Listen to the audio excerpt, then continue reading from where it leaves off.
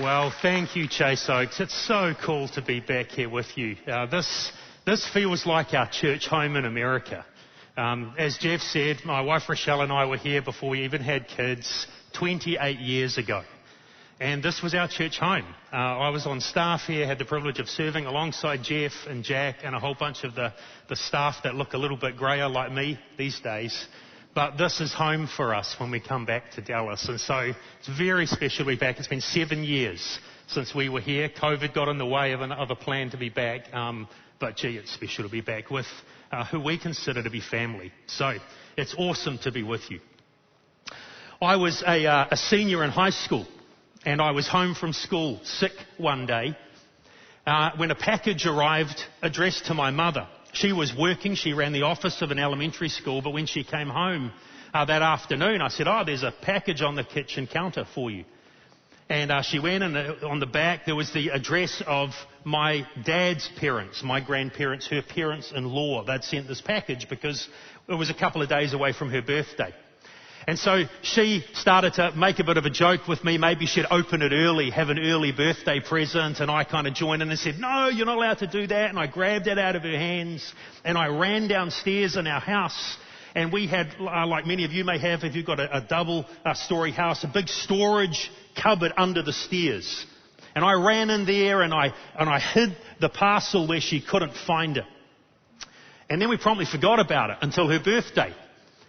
And we've enjoyed her birthday, we've had celebrations, and that evening, Grandma and Granddad call on the phone to wish my mum a happy birthday. And they ask her, did you like the present? And all of a sudden she remembered this parcel that I'd gone and hid. And she glared at me and she's on the phone saying, it was so lovely, thank you for giving me that. And she gets off the phone and she's like, Bradley, which means I'm in trouble. Where's the present? Oh, sorry. And I ran back down the stairs, into the cupboard under the stairs and hunted around.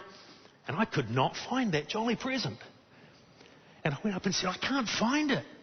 And my dad kind of made this comment under his breath about teenagers. And he went downstairs and hunted around in the cupboard. He couldn't find it. And he comes upstairs and says, I don't know what he's done. And so Mum sighs and makes a comment about the way men look for things. And then I know. And she goes downstairs. Well, even she couldn't find it. 12 years later, my parents sell that home and clear everything out, including that cupboard under the stairs. And they still couldn't find the present. I think I have the spiritual gift of hiding things. To this day, we do not know what Grandma and Granddad gave my mother for her birthday that day. And when I get to heaven, the first thing I'm going to do is hunt down my Grandma and Granddad and say, what on earth did you give Mum for that present that year? Because we have no idea. I wonder, though, if you can relate to that idea of searching hard for something valuable that you have lost. You don't know where it is. Maybe it was something precious to you like an engagement or a wedding ring. Maybe it was your wallet or your credit card that went missing and you have had to frantically search the house trying to find it. Maybe you were looking for your car keys half an hour ago and didn't know where they were. But that idea of searching for something until you can find it, if you can, is at the heart of three of the most amazing stories that Jesus told during his ministry. We call them parables, which means they were made-up stories. They weren't about actually anyone in particular. They were fictional, but they had a spiritual point that Jesus was getting across.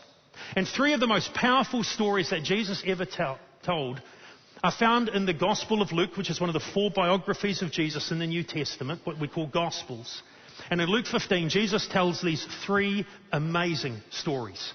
He begins with a story about a shepherd who loses a sheep. And then he tells a story about a woman who loses a coin. And then he tells a story about a dad who loses one of his sons, who wanders away. And you'll notice, if you just go back to the previous slide on the screen there, you'll notice the ratios change. The value goes up in each story. So the shepherd has 100 sheep and loses 1. So that's a value of 1%. But the woman only has 10 coins and loses 1. So suddenly it's now 10%. And the father only has 2 boys. He's lost 50% of his family. And so what Jesus is doing as he tells each of these stories is he's ramping up the tension of what's going on. And it's that third story about these lost sons of a father that I want to share with you today. So Jesus begins this way in Luke 15. He continues, because we're jumping into the third story now. There was a man who had 2 sons. The younger one said to his father, "Father, give me my share of the estate." And so he divided his property between them. As Jesus was telling this story to a Near Eastern audience, they would have gasped twice in these 2 comments. The first time they would have gasped is when this young son comes to his father and says, "Dad, give me my share of the inheritance now." Now, back in those days as now, you don't get the inheritance until the parents die. That's the same here as New Zealand, eh? Yeah. So what is he doing? He's coming to his dad and saying, "The money that I'm going to get from you when you die is more important to me than you. I wish you were dead so I could get the money now." And in an honour-shame culture, which is where Jesus is, this was incredibly disrespectful. And the audience would have been shocked at the audacity of this young punk who comes and asks his dad for something like that. And then as Jesus tells the story, they would have gasped a second time. Because the way that Jesus tells the story, the father gives him what he asks. The father goes ahead and calls up the lawyer and divides up the estate between his 2 boys. The oldest son would get a double portion. That's how it worked in this patriarchal world. I'm a younger son. I don't like that. And I'm glad that doesn't work anymore. But he would have divided it into these 2 parts, 2/3 for the older boy, 1/3 for the younger. And he would have handed all of that over to his young son. And so Jesus then carries on in the next verses. Not long after that, he says, the younger son got together all he had and set off for a distant country, and there he squandered his wealth in wild living.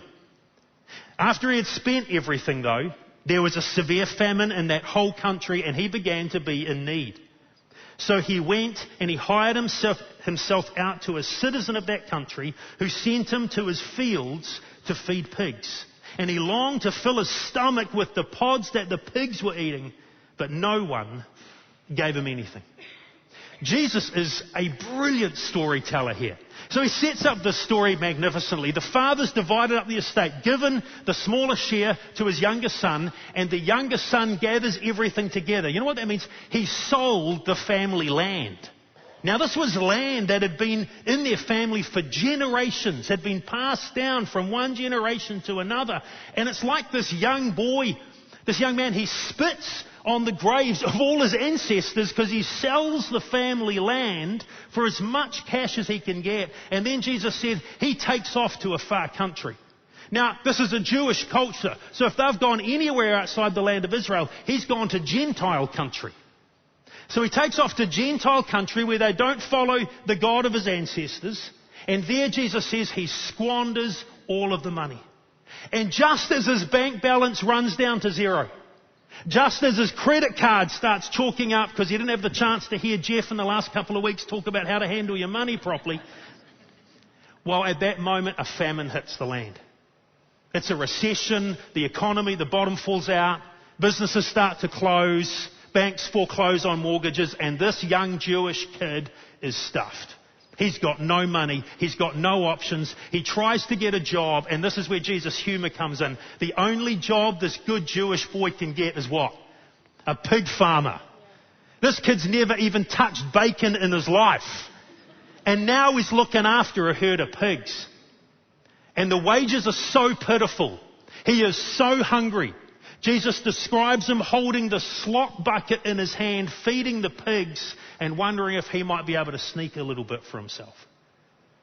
He has hit absolute rock bottom. And so Jesus then continues. When he came to his senses, he said, "How many of my father's hired servants have got food to spare? Here I am, starving to death. I will set out and go back to my father and say this to him. Father, I have sinned against heaven and against you. I'm no longer worthy to be called your son. Make me like one of your hired servants." So he got up and he went to his father. He's in the pig pen with the slop bucket. And he suddenly has this moment where he goes, this is ridiculous. What am I doing? The servants back at home, which means they were a pretty wealthy family, by the way. The servants at home have got enough Chick-fil-A to eat. They've got so much, they're sweet. Here I am looking into this jolly slop bucket. This is hopeless. I need to go home and sort it out with my dad. Now, if you've never heard this story before, if you've come into church for the first time or you're not familiar with the stories of Jesus, then you're going to be fine at this point. But I want to suggest if you are familiar with this story, if you've heard this before, this is the point where we misread the story. Because the way most of us understand this story is that at this moment the son repents and he decides to go home and confess his sins to his father. This is a beautiful story about a young man who realizes he made a mess of life and he repents of his sin and he goes home. And can I just suggest to you, I think we're misreading the story if that's how we're reading it. Because I don't think that's what's going on here at all. A few years ago I came across a New Testament scholar by the name of Dr. Kenneth Bailey. He's an American, but he's lived almost all of his life in the Middle East. And so he brings an understanding to some of the background of these kinds of stories and the culture behind it that many of us in the West, whether America, England, New Zealand, wherever we're from, we sometimes miss the nuances of these stories. And what Kenneth Bailey writes is this: the son is going to solve his own problem. Hoping to soften his father's heart, the prodigal plans to offer his solution to his problem. He will work as a paid craftsman and be able to save money, and after the lost money is recovered, then he can discuss reconciliation. So here's the plan he comes up with. He's going to go home, he's going to say, Dad, I've completely blown this, I've made a complete mess, I realise that. Would you hire me as a servant?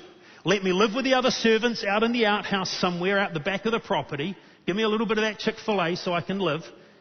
And would you pay me? And I will save that whole wage until I have saved up enough to pay you back for all of the money I've lost. And then maybe we can talk about being a family again.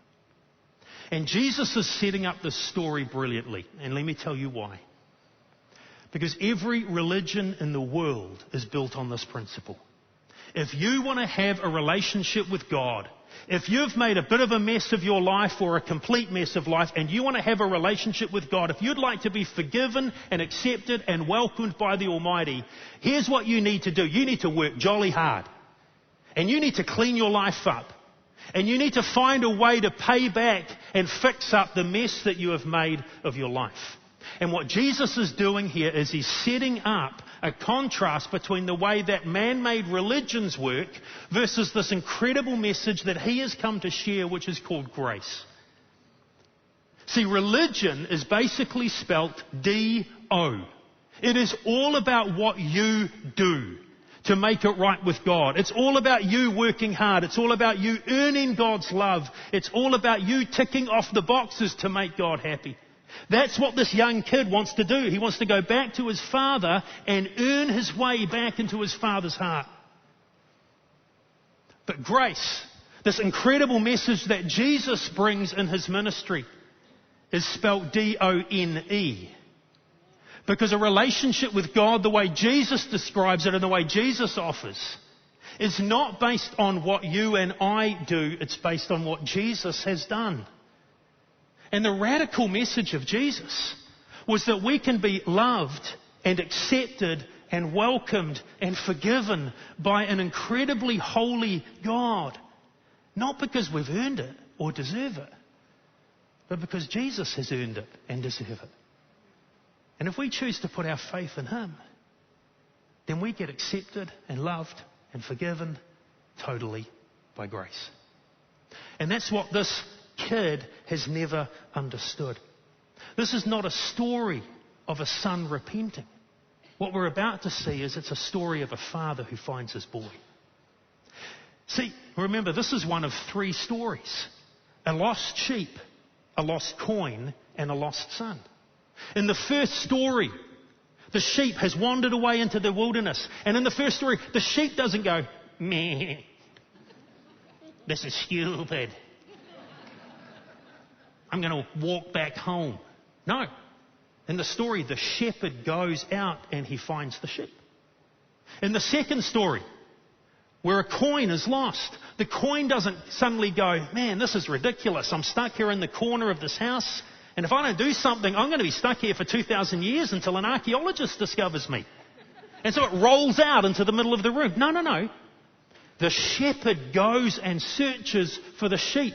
The woman goes and searches for the coin. And what we're about to see is the father is going to go and search for that boy. Here's the way Jesus describes it in verse 20. But while he was still a long way off, his father saw him and was filled with compassion for him. And he ran to his son and he threw his arms around him and he kissed him. Jesus here piles the verbs up in this little verse. Do you notice that? This father sees and he's filled and he runs and he hugs and he kisses, and his son hasn't said a word yet. The father just lavishes him with love. He's got no idea if the son's, what he's going to say. He's got no idea of what the son has planned. He hasn't heard one word yet. He's yet to hear the word sorry, because he doesn't even give his kid a chance to say it. He just runs to him and he puts his arms around him and he hugs him. See, what's been going on is that the father every day has been searching for his boy. Now, he can't track his son like the shepherd could track the sheep and know which direction it went. The father in the story has no idea. Where'd the son go? Did he head north, south, east, west? Which direction? The father can't just take off and go east, because what if the son went west? So the picture is of this father every day standing on the highest point of the family land.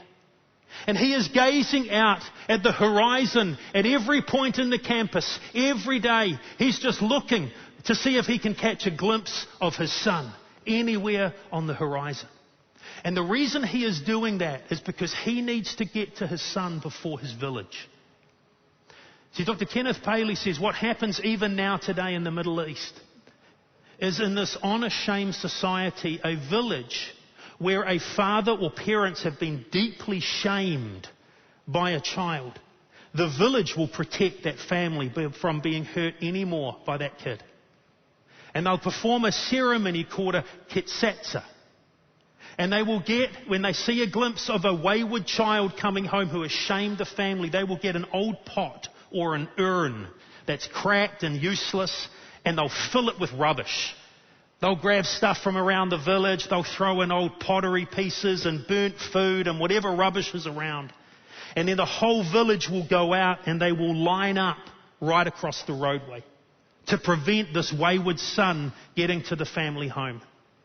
And they will stand there and they will say, "You are not coming home. We will not allow you to inflict any more humiliation on your family. We are stepping in to protect them. You are now kitsatsa." And they will throw this urn or this pot onto the ground where it shatters and all the rubbish spills out, and they will say, "That is what you are. You are rubbish. Now turn and go." And what's going on in the story, folks, is that the father, day after day after day, is searching the horizon to catch a glimpse of his son. Because if he can find his boy, and if he can get to his boy before the villagers do, if he can be reconciled to his son before they can enact that ceremony, then everyone has to be reconciled to him. Everyone has to welcome him home, and he will be loved and accepted again. And so day after day after day, this father in the story, who is a picture of God, is looking for his son until the day comes where he sees him coming on the horizon. And the father in Jesus' story does what no Middle Eastern patriarch would ever do. He picks up his robes in his hands and he runs. Because he is going to find his son before the village has a chance to enact kitsatsa. You see, the rabbis, the other teachers in Jesus' day, they believed that a holy God would welcome sinful people back into a relationship. But they had to repent. They had to sort their lives out. They had to confess their sin to everyone. They had to make up for everything they'd messed up and done wrong. And they had to tick all the boxes and do all this stuff in order to be acceptable to God. And Jesus comes in and says, no, that's not what my Father's like. My Father is like a shepherd who goes looking for the stupid sheep that's wandered off again. He's like this woman who will sweep the entire dark house until she finds that valuable coin. And he is like a dad who stands on a hill and looks for his son day after day after day because he loves his boy so much. That's grace. It's not about what we do. It's about what Jesus has done. And the point of the story, folks, is simply this. The God of grace goes looking for the lost. The God of grace goes looking for the lost. God's not hanging back, waiting for sinful people to clean their lives up and fix up the mess we've made. God comes looking for us. He comes running for us. He longs to put his arms around us and welcome us home. Because that's the kind of God he is. He's a God of grace. And so the story ends this way. Verse 21. The son says to his father, Father, I've sinned against heaven and against you. I'm no longer worthy to be called your son. He starts into his speech, but he only gets halfway, and the father interrupts him. He says to the servants, quick, bring the best robe and put it on him. Put a ring on his finger. Put sandals on his feet. Bring the fattened calf, which is actually a literally in the original language. It's a New Zealand lamb. Just saying that. Bring the New Zealand lamb and kill it. Because it's outstanding. And let's have a feast and let's celebrate. For the son of mine was dead and he's alive again. He was lost and he came wandering home. No. He was lost and is found. And they began to celebrate. See, it's a beautiful story, not of a son who repents. He wants to earn his way back into the Father's love. It's a story of a father who finds his son and welcomes him back without him ever cleaning up his life. It's a story of grace. And this is where most people finish the story and celebrate what an amazing God of grace he is, and we sing a final song and we go home. But there's actually one more part to the story. In Luke chapter 15, where this is found, there's 8 more verses. Because Jesus now brings in a twist to the story. The sheep has been found, the coin has been found, the son has been found, and then we find there's another son. Jesus continues. Meanwhile, the older son was in the field. When he came near the house, he heard music and dancing, and he called one of his servants and asked him what was going on. Your brother's come, he replied, and your father has killed the fattened calf because he has him back safe and sound. And the older brother became angry, and he refused to go into the party. So his father went out, and he pleaded with him. For a second time in the story now, this father has been publicly shamed by one of his boys. The first time it was the younger son taking off to a faraway land. Now the second time it's an older son who refuses to join the party, to join the family celebration. Now this is again an honor-shame culture. The younger son comes back from the fields, dusty, grimy, needing a shower. And he hears the party going on. He calls one of the servants, what's going on? The servant tells him, and he's so mad, he's going, I'm not going in there. And the servant goes up to some of the other servants and says, the brother's home, and he's ticked off. Ticked off, that translates into Texan. Yeah, he's ticked off. He's not coming in. And the servants tell some of the other servants and some of the guests here. And the whispers slowly filter through the courtyard until all of the guests have heard the news. The older brother's outside and he is so angry with his dad. He's not coming in. And for the second time in the story, the father is humiliated by his other son, even though that boy never left home. And what does the father do? For a second time, he humbles himself. He picks himself up from the seat of honor in the banquet. And in the sight of everyone in the room, he walks out to go and find his other boy. And he pleads with him to come in. And through the mouth of Jesus, here's what the older boy says. He answers his father, "Look, all of these years I have been slaving for you, and I have never disobeyed your orders. You never gave me even a young goat so that I could celebrate with my friends. And then when this son of yours," notice he's not even my brother, "when this son of yours who squandered your property with prostitutes," suddenly the story's expanding massively, "when he comes home, you kill a fattened calf for him." Notice very carefully what this oldest son is saying. The oldest son believes that his relationship with his father is based on exactly the same thing the youngest son did. It's spelled D-O. Only the older boy thinks he's ticked every box. "Dad, you now owe me. I've worked hard. I've obeyed. I never left. I've ticked off all the boxes. So therefore you should love me because I'm awesome." And he's angry at his father because his father is not giving him the respect he feels he deserves. Both boys here are lost because both of them believe that the way they relate to their father is through religion. It's through earning. It's through working hard. The younger son was lost in his rebelliousness. The older son is lost in his religion. The older son ran far away and is separated from his father through his bad deeds. The older boy never runs, but he's actually separated from the father through his pride in his good deeds. And these two boys, they represent all of us. The rebellious and the religious. And in the story, the God of grace goes looking for them both. And so the father says to the son in verse 31, "My son, you're always with me. Everything I have is now yours. But we've got to celebrate and be glad.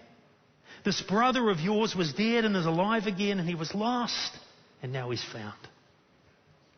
And how does the older boy respond? We don't know. Jesus leaves the story there. Why?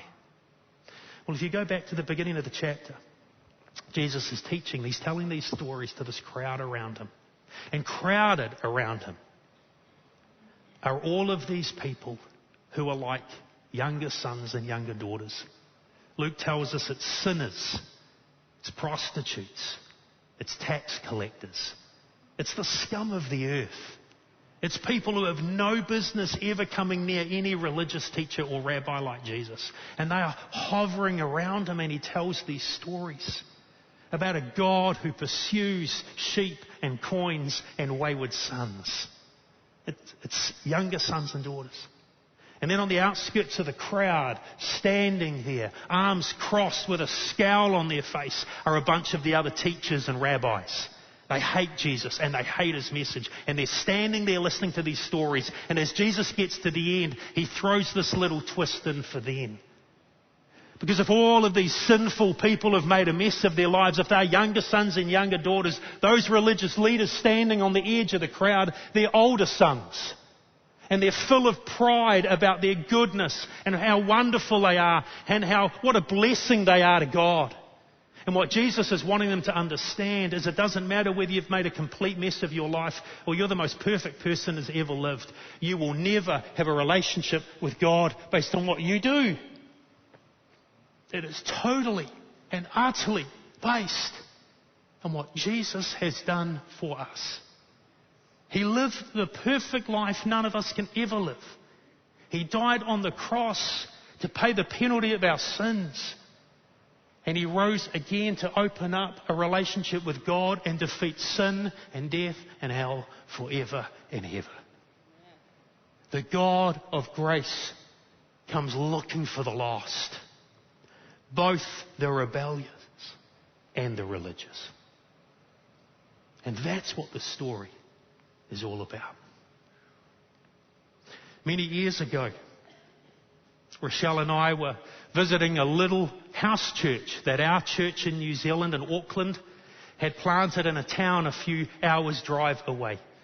The leaders of it were some of the most important, the key leaders from our church, and they'd moved back to their hometown, and they started just this little house church meeting in their home, about 20 people sitting around in the living room. And we went down one weekend to spend the weekend with them and encourage them. And I shared this story, this exact message you're hearing tonight. And as I shared it, one of their daughters, they're like family to us, so she's like my niece. She's sitting off to the side. She's a younger daughter. She walked away from the faith she'd been raised in. She'd made some silly decisions. She'd made a pretty big mess of her life. But she's sitting in this little house church that day. And she's listening to the story. And as we come to the end and I pray and we sing a couple more songs with a guitar, and some of them get up to make some lunch at the end of this little service in this little home, she kind of shuffles along. She's sitting on the living room floor, and so am I. That's where I was preaching from. And she shuffles kind of over to me till she's sitting next to me. And she says, "Brad, I want to do it." And I pretend I don't know what she means. I was like, "What do you mean you want to do it?" She said, "I want to come back to Jesus." I put my arm around this precious young woman who's just very special to us. And I prayed with her. And I helped her come back to Jesus.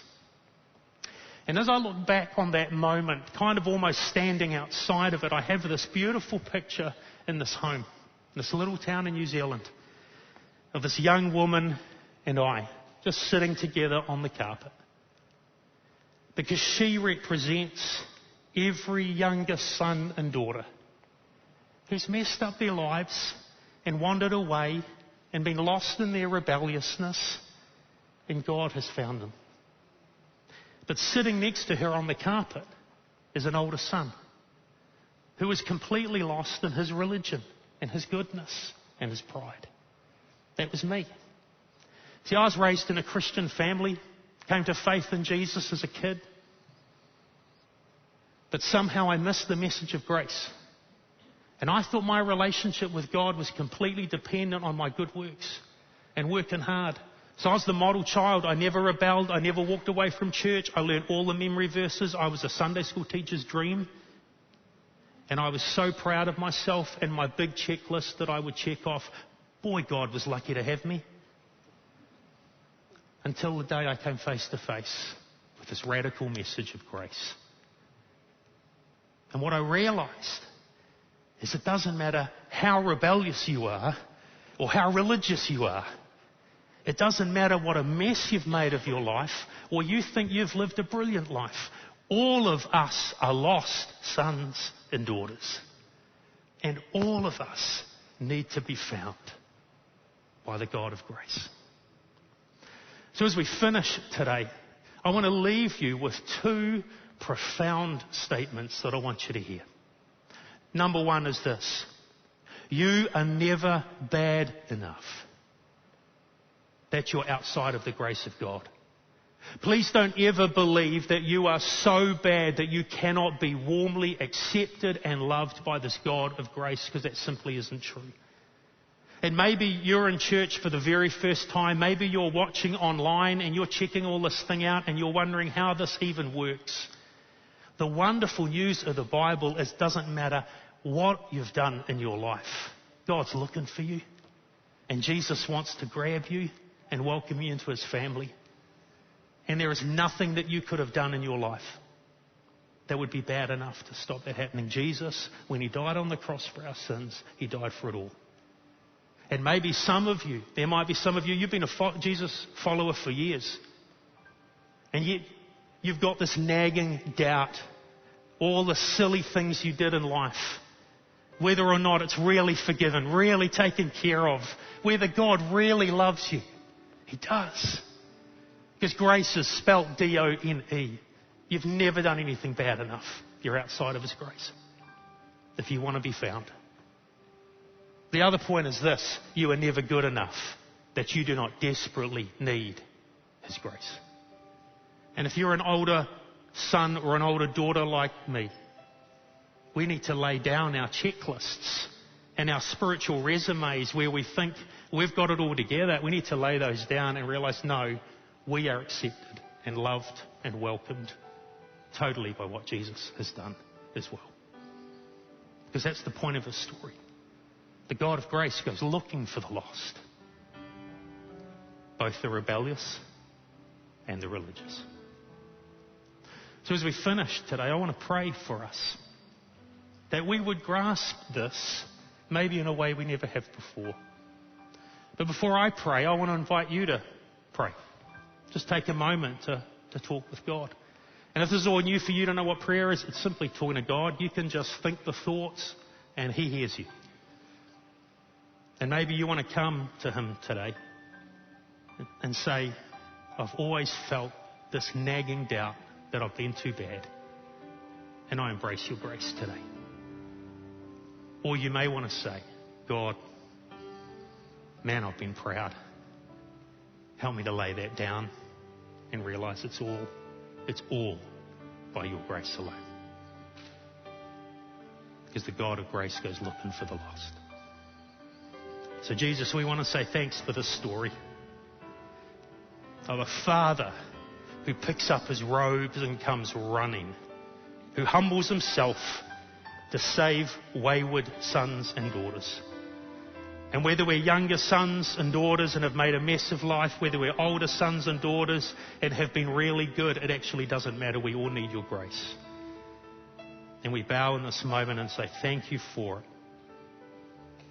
That you welcome us, accept us, forgive us forever. When we say thank you to this gift you give us. In your name, amen.